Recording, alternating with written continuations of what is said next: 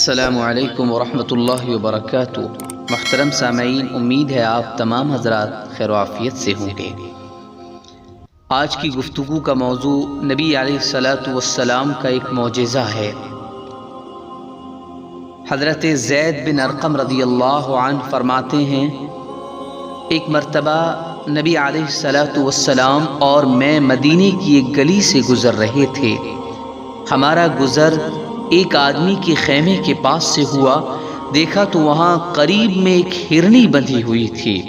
اس نے آپ صلی اللہ علیہ وسلم سے فریاد کی کہ اس آدمی نے مجھے شکار کر کے پکڑ لیا ہے، جبکہ جنگل میں میرے 2 بچے ہیں۔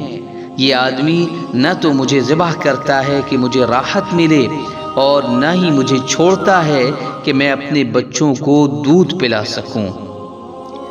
تو آپ صلی اللہ علیہ وسلم نے فرمایا، اگر میں تجھے چھوڑ دوں تو کیا دودھ پلا کر واپس آ جائے گی؟ تو اس نے کہا، جی ہاں۔ چنانچہ نبی صلی اللہ علیہ وسلم نے اس کو چھوڑ دیا۔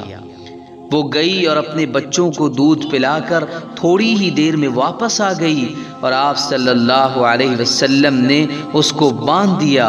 اتنے میں وہ آدمی آیا تو نبی صلی اللہ علیہ وسلم نے اس سے فرمایا، کیا یہ ہرنی ہمیں بیچو گے؟ تو اس نے کہا، یا رسول اللہ صلی اللہ علیہ وسلم، آپ کو ہدیہ ہے۔ چنانچہ آپ صلی اللہ علیہ وسلم نے اس کو چھوڑ دیا۔ حضرت زید رضی اللہ عنہ فرماتے ہیں، خدا کی قسم، میں نے سنا کہ ہرنی جنگل میں زور زور سے کلمہ شہادت پڑھتی تھی۔ سبحان اللہ۔ السلام علیکم ورحمۃ اللہ وبرکاتہ۔